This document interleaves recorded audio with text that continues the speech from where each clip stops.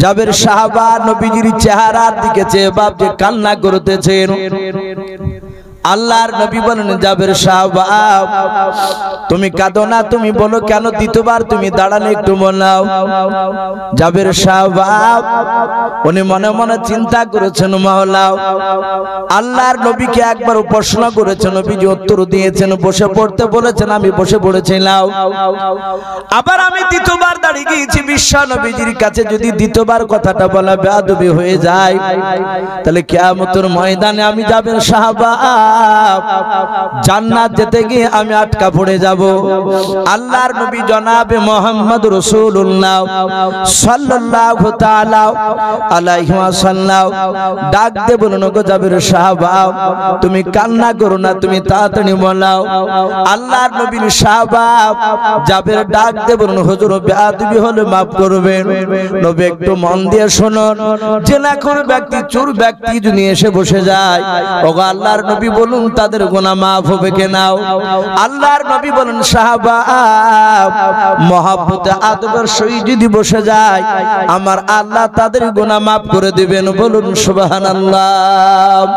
ও বাপজি ভাইরা, আল্লাহ এত দয়ালু, এত করিম, এত রহমান, মহান রব্বুল আলামিনের নবী বলেন, ওগো বান্দারা আল্লাহর তুমি গুনাহ করতে করতে সারা পৃথিবীতে যত পাহাড় রয়েছে পাহাড় বরাবর যদি তুমি গুনাহ করে ফেলো, ওরে আমার আল্লাহর বান্দারা একবার যদি চোখের এক ফোঁটা পানি ফেলে আল্লাহর কাছে যদি তুমি কান্না করো, ওই গুনার ব্যাপারে যদি তুমি আল্লাহর কাছে যদি তওবা করো, যদি কাঁদো, আমার আল্লাহ সারা পৃথিবীর তোমার পাহাড় বরাবর গুনাহ মহান রব্বুল আলামিন maaf করে দিবেন। বলুন সুবহানাল্লাহ।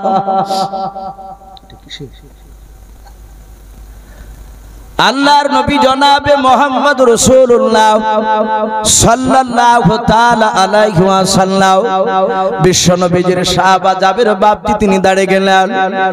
আল্লাহ রাসূল ডাক দিয়ে বলেন, ওরে জাবের সাহাবা আবার কেন তুমি দাঁড়িয়ে গিয়েছো? বলো নবী আবার আপনাকে জিজ্ঞাসা করি, হুজুর বললেন জিনাখোর ব্যক্তি চোর ব্যক্তি যদি এসে বসে যায় তাদের গুনাহ maaf হবে কিনা? আপনি একটু খুলে বলুন। আবার নবী দুইবার জিজ্ঞাসা করেছি, দুবারই একই কথা বলেছে। রাসূলের চেহারাটা নীল হয়ে গেল। নবী রেগে গিয়ে বলেন, এই যাবে রে, আল্লাহর যেখানে ক্ষমাকে তো সন্দেহ নাই, তোমার কেন তো সন্দেহ? বাপজি এই মাহফিলটা এত বড় দামি মাহফিল, এই জন্য প্রতিটা বাপজি ভাইদেরকে বলবো, জালসার মাহফিলে যেখানেই যান না কেন সাইড মাইটে দাঁড়াবেন না। আদবের সহিত বসার জায়গা থাকলে যেইভাবে বসার জায়গা থাকবে, চেয়ার সিস্টেম থাকলে চেয়ারে বসবে, চট বিছানো থাকলে চটে বসে যাবে, আদবের সহিত বসবে। কিছুক্ষণ আদবের সহিত বসে আপনার প্রয়োজন হলে আবার চলে যেতে পারেন আপনার তাড়া থাকলে। আল্লাহ রাব্বুল আলামিন আপনার ওই বসাকে যদি আল্লাহ কবুল করে নেয়, ওটাই বাপজি জান্নাত যাওয়ার জন্য যথেষ্ট হয়ে যাবে। সম্মানিত ভাইরা আমার, বাবা জীবনেরা, আমি তাই বলছিলাম সেই নবী জনাবে মুহাম্মদ রাসূলুল্লাহ সাল্লাল্লাহু তাআলা আলাইহি ওয়াসাল্লাম নবী টোটাল বাপজি 63 বছর বাপজি আপনার বেঁচে ছিলেন। মাত্র 23 বছর বাপজি ঈমানের দাওয়াত, কলেমার দাওয়াত দিয়ে বেরিয়েছেন। কলমার দাওয়াত বাপজি আমরা এমনি এমনি পাইনি। নবীর সাহাবারা মার খেয়েছে। আজ একটা মানুষ হাত উঁচু করে বলতে পারবেন না যে ভাই আমি একজনকে নামাজের জন্য ভুলতে গেছি আর সে আমাকে ইট তুলে পা ভাড়ি মেরেছে, কেউ বলতে পারবেন না। আমাদেরকে মারেনি এতটুকু কথা বলতে পারে যে ভাই তোমার কাজ নাই, এই নামাজের কথা বারবার বলতে আসো, এর বাইরে কিন্তু আপনাকে মারেনি, এর চেয়ে বেশি আর ভারী কথা বলে। কিন্তু রাসূলের সাহাবা নবীজিদেরকে মার খেতে হয়েছে। বিশ্ব নবী আজ তো বাপজি যাদের কাছে তাবলীগ যারা যাচ্ছে, যেসব ভাইরা, এগুলো তো মুসলমানদের কাছেই যাচ্ছে, যারা কলমা পড়ে, আল্লাহকে চিনে, রাসূলকে চিনে, চিনে না তারা, তাদের কাছেই যাচ্ছে কলমার দাওয়াত নিয়ে। এই দাওয়াত তো এই তাবলীগটার সে তাবলীগ নয়, সাহাবা তাবলীগ নয়। এই বর্তমান যে তাবলীগ চলছে এটা হচ্ছে ইসলাহ তাবলীগ, সংশোধন করা।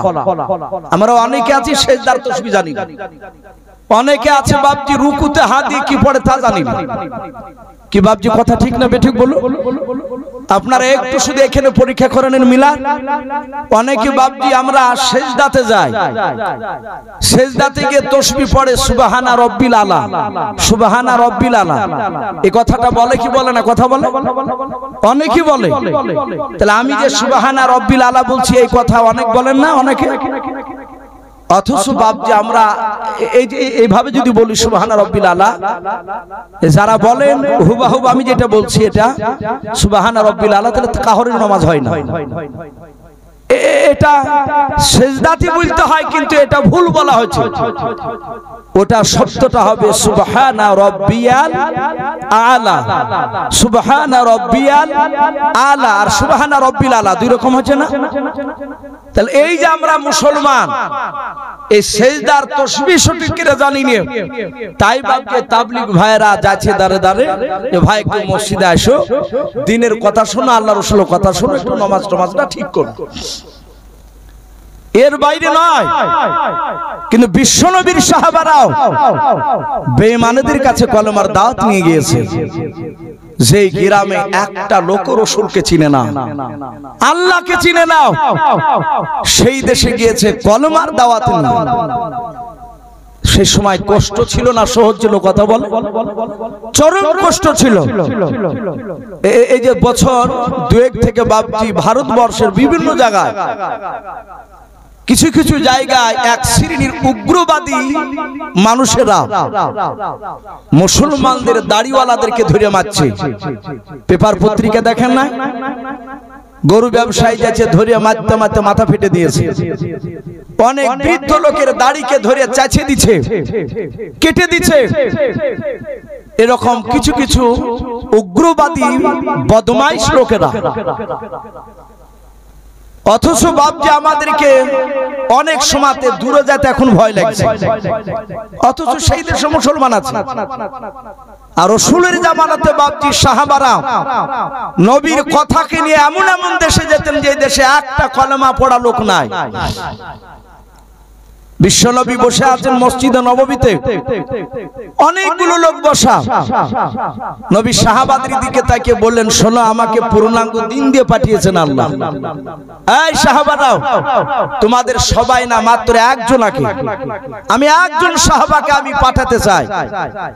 সে এমন একটা দেশ আমি তাকে পাঠাবো, সেই দেশের বাদশা বেঈমান, সেই দেশের প্রতিটা নাগরিক প্রজারা সবাই বেঈমান, তারা আল্লাহ এবং রাসূলকে চিনে না। সেই দেশে কলেমার দাওয়াত একজন ব্যক্তিকে নিয়ে যাবে। নবীর জবান দিয়ে বলাও শেষ। আর মাহফিলে বসা ছিল হযরতে দাহিয়াতুল কলবি রাদিয়াল্লাহু তাআলা আনহু। নাম শুনেছেন এই সাহাবা? হযরতে দাহিয়াতুল কলবি রাসূলের বাপজি, দামি সাহাবা। হাদিসে পাওয়া যায় সম্রাট জিবরিল আলাইহিস সালাম উনি মাঝে মাঝে এই দাহিয়াতুল কলবির সাহাবার রূপ ধরে, চেহারা সুরাত ধরে নবীর সাথে কথা বলতেন। সাহাবারা ভাবতেন মনে হয় দাহিয়াতুল কলবি। চলে যেতেন, বিশ্বনবী বলতেন, ওকে চিনতে পারলে? সব সাহাবারা যারা বসে থাকতেন তারা বলতেন, হুজুর উনি তো দাহিয়াতুল কলবি। নবী বললেন না। বলে উনি কে? বলে উনি দাহিয়াতুল কলবি তোমাদের চোখে, কিন্তু এখনই তুমি দাহিয়াতুল কলবির বাড়িতে যাও, বাড়িতে দেখো গা দাহিয়াতুল কলবি এখানে আসেন। বলে হুজুর উনি কে? বলে উনি সম্রাট জিবরিল আলাইহিস সালাম। বলুন সুবহানাল্লাহ। তাহলে এই সাহাবা রূপ ধরে, সুরাত ধরে কে আসতেন মাঝে মাঝে? জিবরিল আলাইহিস সালাম নবীর দরবারে। তাহলে এই সাহাবাটা দামি ছিলেন, হায় বিরাট বড় দামি।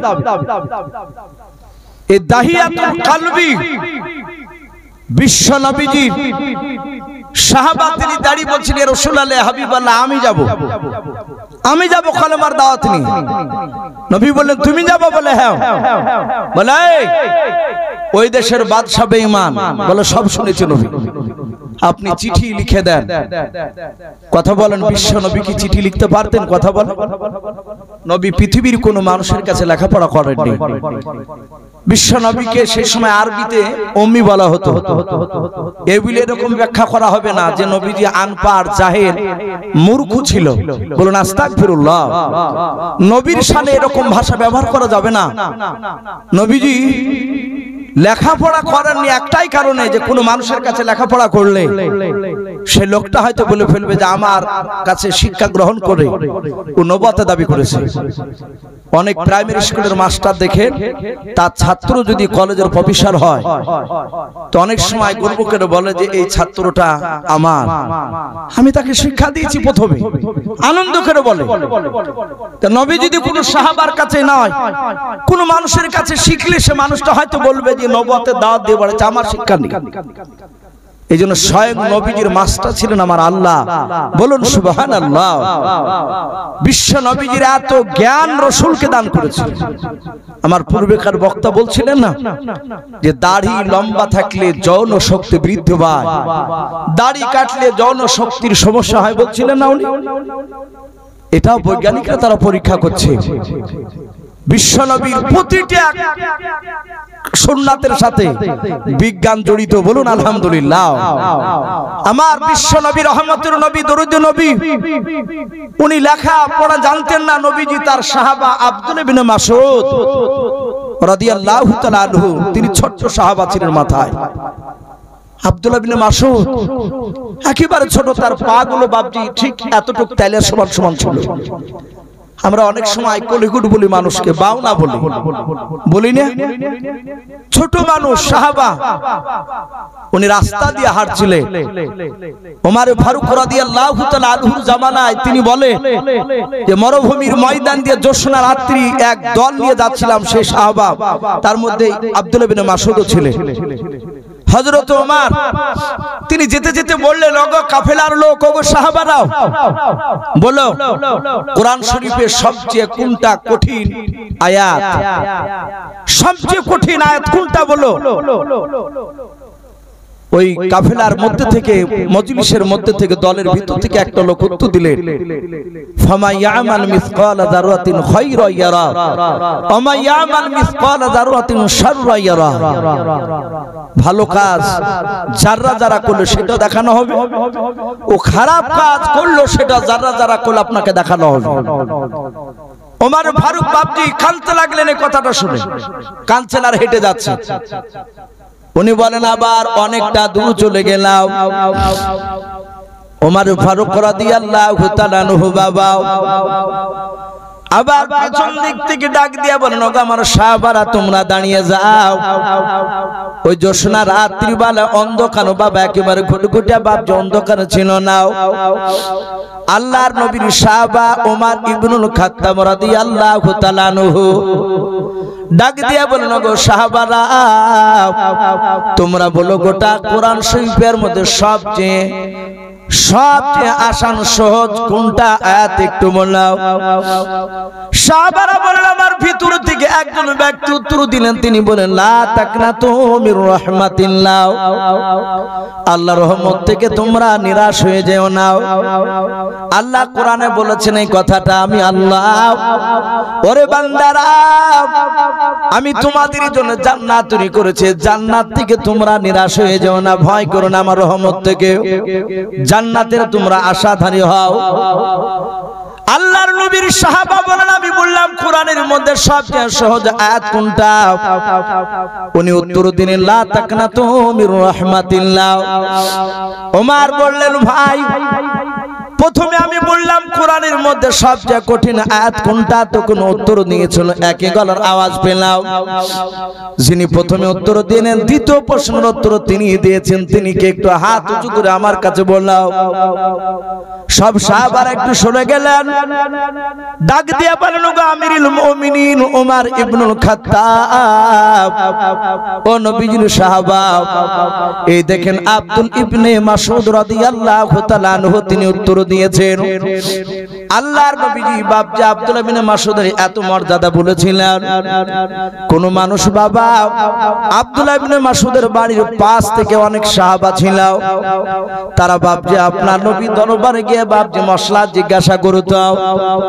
আল্লাহর নবী বলেন তোমার বাড়ি কোথায়? তিনারা বলতেন আমার বাড়ি আব্দুল্লাহ বিন মাসউদ রাদিয়াল্লাহু তাআলা আনহুর পাড়াতে, ওনার বাড়ির পাশে।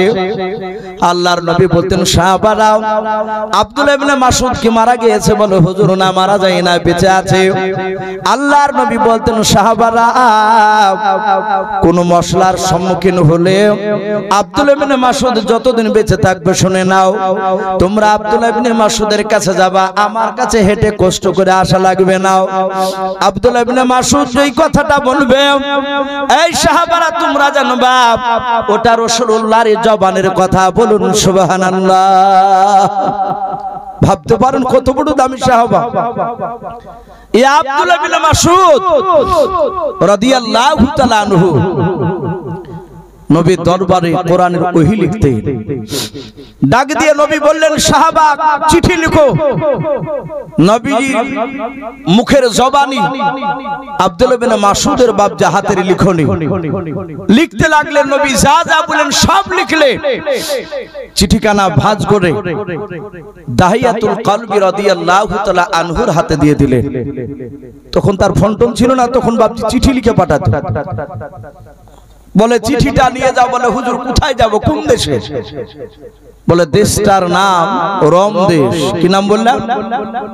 রোম দেশের সম্রাট বাদশাহ হেরাক্লিয়াস। তাফসীরে মারিফুল কোরআনে হেরাক্লিস শব্দ এসেছে, বাংলা তাফসীর দেখবেন তার নাম হেরাক্লিয়াস বলে বাপজি শব্দ দেওয়া আছে। নবীজি তার নাম বললেন যে হেরাক্লিয়াস আল্লাহকে চিনে না, তার পূজারা আল্লাহকে চিনে না। তার কাছে গিয়ে হিকমতের সহিত কথা আলোচনা করবা। শোনো, সে খুব চালাক বুদ্ধিজীবী বাদশাহ। তার দরবারে মিথ্যা কথা বললে সে ধরে ফেলে, আর মিথ্যা কথা ধরতে পারলে তাকে জিন্দা জবাই করে দেয়। বিশ্বনবীজি হেরাক্লিয়াসে তার বুদ্ধির প্রশংসা করেছেন, বুখারীতে এসেছে। দাহিয়াতুল কলবি বলে নবী চিন্তা না, আমি হিকমতের সহিত কথা আলোচনা করব তার সামনে। সাহাবা রাদিয়াল্লাহু তাআলা আনহু তিনি চিঠিখানা নিয়ে ঘোড়ায় চেপে সোজা ছুটে চলে গেলে হেরাক্লিয়াসের দরবারে গিয়ে দেখছেন বাবা দিনের বেলায় 5000 মতো তার বেঈমান সবাই বাপজি বসে আছে, গোল করে ঘেরাও করে। তার মাঝখানে হেরাক্লিয়াস বড় সিংহাসনে বসা। তাফসীরে মারিফুল কোরআনে এসেছে প্রতিদিন 5000 করে বেঈমান তার সাথে বসে থাকতো, তার দলবল। কোনো কিছু করলে দাহিয়াতুল কলবি তার 5000 লোক নিয়ে মাশওয়ারা করত, আলোচনা করত। দাহিয়াতুল কলবি ডাক দিয়ে বললেন তোমাদের মধ্যে বাদশা কে? সবাই বলল ওই দেখেন বাদশা। হেরাক্লিয়াসের দরবারে গিয়ে দাহিয়াতুল কলবি চিঠিখানা দিলে। চিঠিখানা নেওয়ার পর পড়ার পর বলল ভাই তোমার নাম কি? বলে চিঠিতে তো আছে। বলে পড়েছি, তবু বলো তোমার নাম? বলে আমার নাম দাহিয়াতুল কলবি। ডাক দিয়ে বলল তুমি কোথা থেকে এসেছো? বলে আমি এসেছি মদিনা থেকে। বলে তোমার রাসূলুল্লাহর চরিত্র ব্যাপারে একটু বলো তো, সে লোকটা কেমন ভালো, তার গুণগান একটু আমার সামনে করো, আমি তো তাকে দেখিনি। দাহিয়াতুল কলবি রাদিয়াল্লাহু তাআলা আনহু তিনি বললেন রাসূলুল্লাহর চরিত্র শুনবেন, নবীর ব্যবহার কেমন? বলে হ্যাঁ বলো। আমার বিশ্ব নবী দরুদ নবী রহমতের নবী রহমতের বাপজি একটা ঘটনা আলোচনা শুরু করলেন। বিশ্ব নবীর চরিত্র কেমন ছিল? 5000 লোক বাপজি সবাই কথা শুনছে। ডাক দিয়ে বলল আমার বিশ্ব নবীকে মক্কার লোকেরা থাকতে দেয়নি। নবীকে অত্যাচার করে আল্লাহর হুকুমে রাসূলুল্লাহ মক্কা ছেড়ে মদিনায় চলে গিয়েছিলেন। আমার বিশ্বনবীর বন্ধু আবু বকর বলে, আমি যখন রাসূলের সাথে মক্কা থেকে মদিনা যাচ্ছিলাম রাস্তা দিয়ে, নবী বেশ কিছুটা রাস্তা দৌড়ে যাচ্তেন আর পেছন দিকে ভাবে ঘুরে ঘুরে দেখতেন। নবী কাঁদছেন। বিশ্বনবীর বন্ধু আবু বকর বলছে, নবী আপনি সামনে যাচ্ছেন আর বারবার পেছন দিকে ঘুরে তাকাচ্ছেন, কাঁদছেন কেন? রাসূল বলছেন, আবু বকর রে, এটা আমার মাতৃভূমি।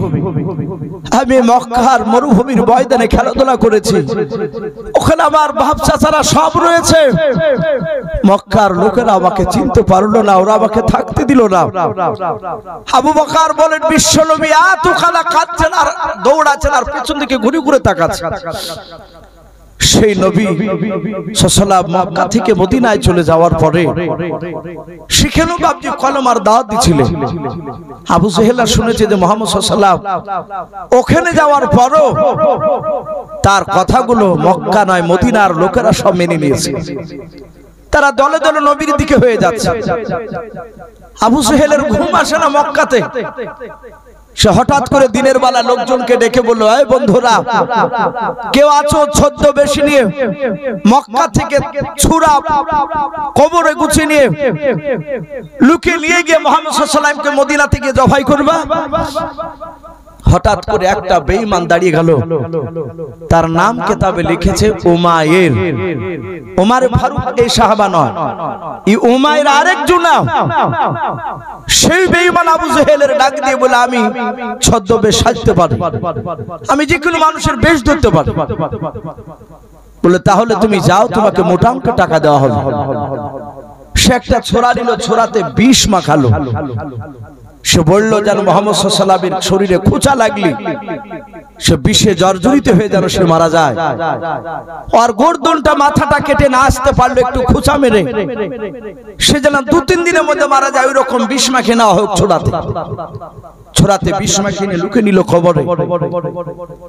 কিছু খাবার, কিছু টাকা সঙ্গে নিয়ে বাপজি একেবারে এমন ভাবে যাচ্ছে যেন বুঝতে না পারে নবী দুশমন যাচ্ছে। সোজা মক্কা নগর থেকে হেঁটে বাপজি মদিনায় পৌঁছালছে। ও তো জানে না যে মুহাম্মদ সাল্লাল্লাহু আলাইহি ওয়াসাল্লাম মদিনার কোন ঘরে আছে, কোন জায়গা আছে, এটা জানে না। ও এতটুকু জানে যে মদিনায় আছে। গিয়ে দেখে বাবা মদিনায় একটা 4 থেকে 4.5 বছরের বাচ্চা। ওই উমাইর লোকটা ডাক দিয়ে বলেছিল, বাবা তোমার বাড়ি কোথায়? বলে, বাড়ি আমার এই মদিনায়। উমাইর বেঈমান ডাক দিয়ে বলেছিল, ওগো বাবা, আজ মাস 2 হয়ে গেল, শুনে নাও, মক্কা নগর থেকে একটা যুবক সুন্দর দেখতে, তার নাম মুহাম্মদ রাসূলুল্লাহ সাল্লাল্লাহু তাআলা আলাইহি ওয়াসাল্লাম। ওই লোকটা তোমাদের মদিনাতে এসেছে, সে কোথায় আছে তুমি কি জানো? ওই বাচ্চা ছেলে ডাক দিয়ে বলেছিল, চাচা আপনি ওনাকে লোকটা বলবেন না, উনি আমাদের আখিরি জামানার পয়গম্বর, বলুন সুবহানাল্লাহ। ওই বেঈমান বলে, আমার ভুল হয়েছে, আমার লোক বলবো না। তুমি কি ওকে চিনো? বলে, হ্যাঁ চাচা চিনি, কিছুক্ষণ আগে ওনার দরবারে ছিলাম, ওনার এত মিষ্টি কথা আমার আব্বারা শুনছিল, আমরা শুনছিলাম, কিন্তু আমাদের দয়ার নবী বলেছেন, বাবা তোমরা খেলাধুলা করতে চলে যাও। আমরা অনেক বাচ্চা ছেলে বেরিয়ে খেলাধুলা করতে চলে এসেছি। ওমর বলল, বাবা কোথায় আছে তুমি বলতে পারবা? বলে, সামনের দিকে চলে যাও, সামনে গিয়ে মোড় পড়বে, ডান দিকে ঘুরে দেখবেন একটা মসজিদ, মসজিদের নাম মসজিদ নববী। ওই জায়গায় আছে আমার বাপ চাচারা, প্রতিবেশীরা কথা শুনছে আল্লাহর নবীজির। বাচ্চা ছেলেটার দিকে কথা শোনার পর দেখলে এত সুন্দর, আমার উপকার করলো, এই বাচ্চাটাকে কিছু দেওয়া দরকার। পকেট থেকে 5টা টাকা বের করে বলল, বাবা টাকাটা নাও, কিছু খেয়েও কিনে। বাচ্চা ছেলেটা হাত জোড় করে বলেছিল, চাচা আমার আল্লাহ রাসূল বারণ করেছে, আমি এমন কিছু তো আপনার করে দিতে পারি না, শুধু একটু রাস্তাটা বলে দিয়েছি, তার পরিচয় দিয়েছি, তার বিনিময়ে টাকা আমি নিতে পারবো না। ওমর মনে মনে ভাবলো, বারে মাত্র 2 মাসের মধ্যে এসে মুহাম্মদ সাল্লাল্লাহু আলাইহি ওয়াসাল্লাম মক্কা নগর থেকে মদিনা আসার পর একটা 4 বছরের বাচ্চাকেও জাদু করে ফেলেছে। আবু জেহেল তো ভাই বুঝাচ্ছে ওদেরকে যে মুহাম্মদ সাল্লাল্লাহু আলাইহি ওয়াসাল্লাম নবী নয়, সে বড় জাদুঘর। আমার বিশ্বনবী রহমতের নবী দেখলো যে এসে বাচ্চা ছিল, তার ভক্ত হয়ে গিয়েছে, তাকে জাদু করেছে। বাচ্চা ছেলেটা চলে গেল। উমাইর বাবা মসজিদে নববীর দিকে ভাবতে চলে গেল। উমাইর মনে মনে চিন্তা করেছে, বাচ্চা ছেলে চিনতে পারে না, কিন্তু রাসূলুল্লাহ চিনতে পারবে আমাকে। যদি চিনতে পেরে যায় তাহলে মুহাম্মদ সাল্লাল্লাহু আলাইহি ওয়াসাল্লাম তার দলবল নিয়ে আমাকে মেরে ফেলবে, কারণ আমরা মক্কা থেকে তাকে পাথর মেরে মেরে মদিনায় তাড়িয়ে দিয়েছে, তাকে মক্কা নগরে থাকতে দেই নাই। আমি দরজা দিয়ে প্রবেশ করব না, আমি দেখব মুহাম্মদ সাল্লাল্লাহু আলাইহি ওয়াসাল্লাম যখন একাই থাকবে তখন তার কাছে গিয়ে তার পেটে ভুজানে মারব, তার দলবল থাকলে আমি যাব না। খাজুর পাতার ডাল দিয়ে বাবনি চারিদিকে বাপ যে আপনার বেড়া দেওয়া ছিল মসজিদ নববীর। হযরত বিশ্বনবী জনাবে মুহাম্মদ রাসূলুল্লাহ সাল্লাল্লাহু তাআলা আলাইহি ওয়াসাল্লাম দরুদ নবী সাহাবাদেরকে নিয়ে বাপ যে বক্তব্য দিয়েছিলেন, সাহাবারা চাতক পাখি না চেয়ে চেয়ে নবীর চেহারার দিকে চেয়ে কথা শুনছিল। আল্লাহ রাসূলের বাপ যে চেহারার দিকে চেয়ে কথা শুনছিল। আল্লাহর নবী বক্তব্য দিতে দিতে বাবা এইভাবে পেছন দিকে যখন আপনার ঘুরে তাকালেন, হযরতে বাপজি আপনার উমাইর তখন ঈমান আনে নাই। এই উমাইর বাবা খাজুরের পাতা বাপজি এইভাবে ফাঁক করে বাবা ফাড়ি দিয়ে আল্লাহর নবীজিকে দেখছিল, একা আছে না দলবল নিয়ে আছে। যাহাতে বাপজি নজর করেছে আর বিশ্ব নবী নজর তার বাপজি চোখের দিকে পড়ে গিয়েছে।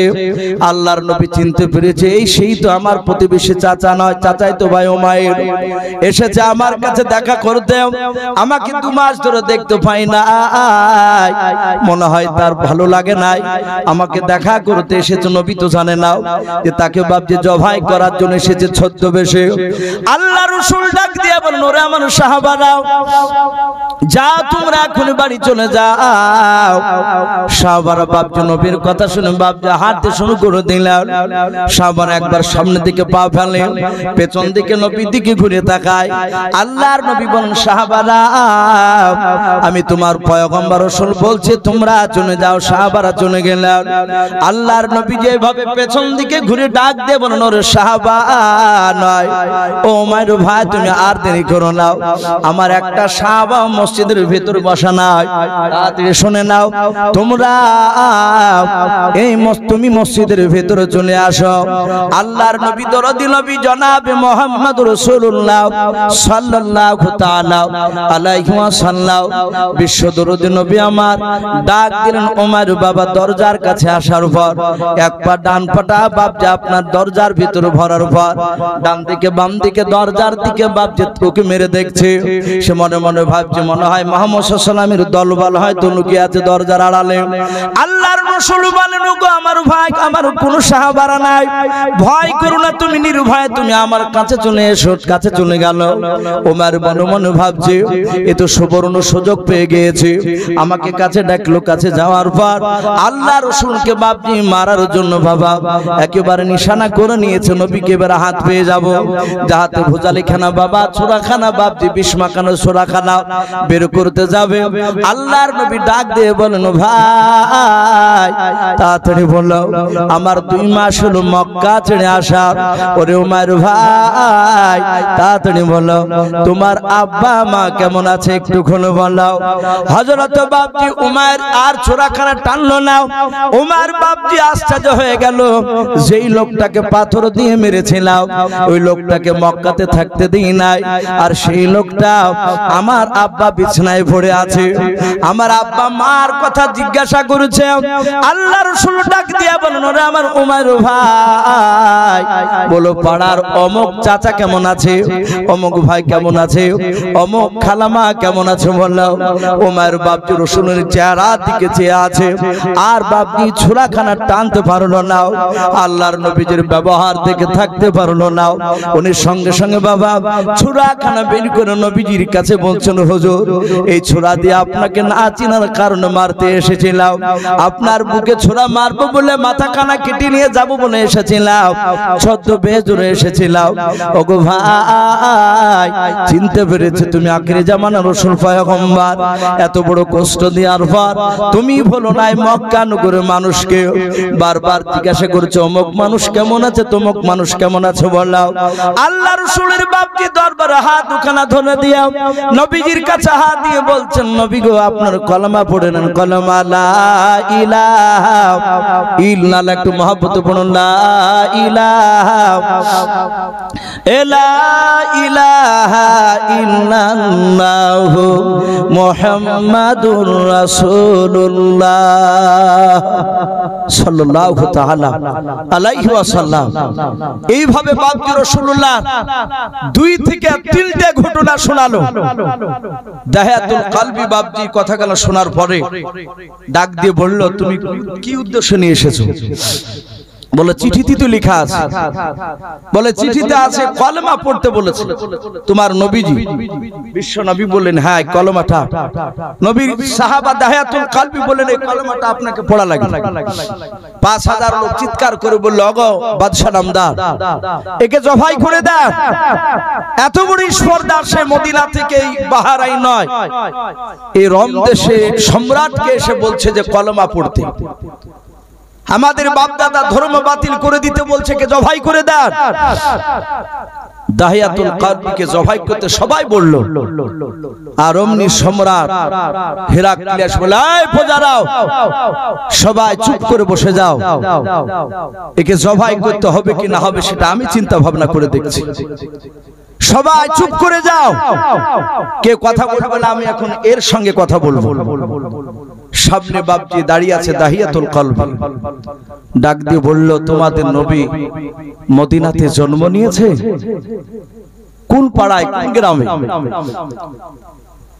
দাহিয়াতুল কলবি ডাক দিয়ে বলেন, নবীজি মদিনায় জন্ম নেয়নি। বলে কোথায়? বলে তিনি জন্ম নিয়েছেন মক্কাতে, কুরাইশ বংশে। হেরাক্লিয়াস বলল, সে বেঁচে আছে? বলে হ্যাঁ। বলে সে আছে এখন বর্তমান কোথায়? বলে মদিনা। জন্ম কোথায়? বলে মক্কায়। বলে ঠিক আছে। বলে আমার প্রজারা, একে বাদ দড়ি দিয়ে, খাজুর গাছের ছোবার পাকানো দড়ি দিয়ে বাপজি দাহিয়াতুল কলবির হাত দুখানা ধরে, পা দুখানা ধরে বেঁধে ফেললো। বাদার পর বলল, বিছানায় 10টা যুবক সৈন্য দাঁড়িয়ে যাও। হেরাক্লিয়াসের 10টা সৈন্য দাঁড়িয়ে গেল। বলে হুজুর কি করতে হবে বলুন। বলে রোম দেশের বাজারে যাও। আপনাদের যেমন এই বালিঘাট ব্রিজটা একটা বেশ বাজার, আমাদের সকল আপনাদের সকলের যেমন বহরমপুর আমাদের বড় বাজার। বলে রোম দেশের সম্রাট বলল, 10টা সৈন্য এক্ষুনি তুমি আমার রোম দেশের বাজারে চলে যাও। বলে জাহাপানা গিয়ে কি করব?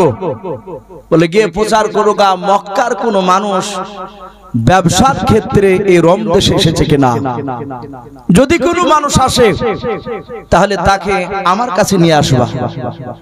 রোম দেশের সম্রাটের কথা শুনে বাপজি 10টা লোক বাজারে চারিদিকে বাপজি আওয়াজ দিতে লাগলো। আবু সুফিয়ান তখন জিন্দা ছিল এবং বেঈমান। আবু সুফিয়ান সেই সময় বাপজি ঈমান আনেনি, পরে ঈমান এনেছিল।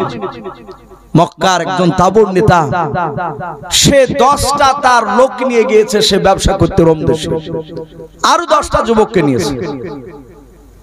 সুফিয়ান বলল, আমার বাড়ি মক্কা নগরে। বলে আপনারা কজন আছেন মক্কা নগর গোরখের? বলে আমরা 11 জন। কে বলেছেন 10 জন? আবু সুফিয়ান আর 9টা। যারা 11 বলে তারা বলছেন আবু সুফিয়ান আর 10 জন ছিল তার লোক। বলে সবাইকে ডাক দিয়েছে, আমাদের বাদশা চলো। আবু সুফিয়ান চলে আসলো তার দল নিয়ে। আসার পরই বাপজি তাকে দেখছে দাহিয়াতুল কলবিকে, ও চিনতে পেরেছে এই মাল এখানে এসেছে। আবু সুফিয়ান বলে এখানে এসেছে। রমদেশের সম্রাট বলল, এই তোমার নাম কি? বলে আমার নাম আবু সুফিয়ান। বলে আমি বড় নেতা, এদের মধ্যে আমি একজন নেতা, এরা সব আমার কথা মেনে চলে, আমরা ব্যবসা করতে এসেছি। সম্রাট হেরাক্লিয়াস বলে খেলা এবার জমবে। বলে একে ছিল দাহিয়াতুল কলবিকে? আবু সুফিয়ান চিৎকার করে বলল, ওকে তো চিনি, ও যেই নবীর কথা নিয়ে এসেছে তাকে ভালো করে চিনি। আবু সুফিয়ানকে ডাক দিয়ে বলল, তাহলে বলো ই বলেছে তার নবী খুব ভালো, ওই যে ঘটনা শুনিয়েছে ভালো, তো তুমি বলো তিনি সে মুহাম্মদ সাল্লাল্লাহু আলাইহি ওয়াসাল্লামের চরিত্রের ব্যাপারে। আবু সুফিয়ান চিন্তা করলো, আমি মক্কার বড় নেতা হতে পারি, এই হচ্ছে বাদশাহ হেরাক্লিয়াস, আর এই বাদশার প্রখর বুদ্ধি জানে, এর চরম মেধা, এর সামনে মিথ্যা কথা বললে ধরা পড়ে যায়, আর ধরা পড়লে তাকে জবাই করে দিবে। আবু সুফিয়ান দেখলো আমি মিথ্যা কথা বলবো না, আমি সত্য কথাই বলবো, কিন্তু এমন করে সত্য কথাটা এমন তুলে ধরবো বলবো সেটা যেন শুনিয়ে বাদশাহ মিথ্যা মনে করে। বলে সুফিয়ান বলো, বলে বাদশাহ ওদের নবী কেমন মিথ্যাবাদী ছিল শুনবেন? বলো বলো। বলে যারা পাগলা তারাই মুহাম্মদ সাল্লাল্লাহু আলাইহি ওয়াসাল্লামকে মানে, ও পাগলা তাই মানে, আমরা পাগল নয়, আমরা ওর কথা মানিনি। বলে কি কথা বল? বলে মসজিদে হারাম থেকে বাইতুল মুকাদ্দাস অনেকটা দূর, উঠে চেপে প্রায় 14 দিন 14 রাত লাগবে, বলুন সুবহানাল্লাহ। ওই মসজিদে হারাম থেকে বাইতুল মুকাদ্দাস অনেকটা দূর রাস্তা। ওদের নেতা রাত্রিবেলায় উম্মে হানির বাড়িতে শুয়েছিল। জিজ্ঞাসা করে আবু সুফিয়ান নয়, দাহিয়াতুল কলবিকে বলছে এই কথা ঠিক বলছে তো? বলে হ্যাঁ। বলে জিবরিল বলে একজন ফেরেশতা আমরা বিশ্বাস করি না, ওরা করে। ওদের নবীর কাছে নাকি আসলো একটা বুরাক জাতীয় প্রাণীতে, সে নাকি ঘোড়ার চেয়ে ছোট, গাধার চেয়ে একটু বড়। বলে তাই? বলে হ্যাঁ। বলে তাতে চেপে, বুরাকে চেপে সে মসজিদে হারামে গেল, হারাম থেকে আবার বাইতুল মুকাদ্দাসে গেল। ওখানে যাওয়ার পর একটা ওর বুরাককে বেঁধে রাখলো দরজার গুড়িতে, দরজার গুড়িতে রেখে ওখানে নাকি আল্লাহর তরফ থেকে একটা সিঁড়ি আসলো, ওতে চাপিয়ে প্রতিটি আসমান, 70 পাক আসমান পার হয়ে সিদরাতুল মুনতাহায় গেল। সেখানে নাকি আবার একটা যানবাহন, রফরাফ নামক যানবাহনে চাপলো। সেখান থেকে গিয়ে একদম আরশে আজিমে জান্নাত জাহান্নাম আল্লাহর সাথে দিদার করে 5 ওয়াক্ত নামাজ নিয়ে আসলো। এক কথা মেরাজের ঘটনা সব বলতে লাগলো। হে বাদশাহ নামদার, আবার 70 পাক আসমান নেমে এসে বাইতুল মুকাদ্দাস থেকে ঘোড়া ওই বুরাক নিয়ে আবার মসজিদে হারামে আসলো। ওখান থেকে আবার উম্মে হানির বাড়ি গেল। অথচ এতটা রাস্তা গেল, আসমান পাড়ি দিয়ে গেল, কিন্তু একটা লোকে কেউ টের পেল না, জানতে পারলো না। এই কথা কি বিশ্বাস করেন আপনি? বাদশা বলল না, পুরা মিথ্যা কথা, তা কি করে হতে পারে? আমার বিশ্ব নবী যখন মেরাজের ঘটনা বলছিলেন, আবু জেহেল, উতবা, সাইবা, আবু সুফিয়ান এরা মসজিদে দেওয়ালে কান লেগে কথাগুলো শুনছিল। যাহাতে নবীর মেরাজের ঘটনা আলোচনা হলো, রাতে দেখেছে সকালবেলায় সাহাবাদের সামনে ফরজ নামাজ পড়ে আলোচনা করছে। আবু জেহেল ঢুকে গিয়ে বলে, এই ভাতিজা, এই মিথ্যা কথা বলা জায়গা পাও না? নবীজি বলেন কেন? আমি কি মিথ্যা কথা বললাম? বলে তুমি এই মসজিদে হারাম থেকে বাইতুল মুকাদ্দাস গেলে এতটা রাস্তাতে কারোর সাথে তোমার দেখা হয়েছে? মক্কার কোন লোকের সাথে? নবীজি বললেন দেখা হয়েছে। বলুন সুবহানাল্লাহ। আবু জেহেল বলল কার সাথে দেখা হয়েছে? বলে বাইতুল মুকাদ্দাস থেকে প্রায় 15-16 কিলোমিটার দূরে মক্কা নগরের খাজরা বংশ থেকে 12টা লোক বাইতুল মুকাদ্দাসে এলাকায় ব্যবসা করতে গিয়েছিল। তারা আসছিল আর আমি যাচ্ছিলাম জিবরিলের সঙ্গে। এই আবু জেহেল, আমার গত রাত্রের কথা যদি, আজকের এই গত রাত্রের কথা যদি আপনার অবিশ্বাস হয়, আপনি তাদেরকে জিজ্ঞাসা করবেন আমি তাদের সাথে কথা বলেছি। বলুন সুবহানাল্লাহ।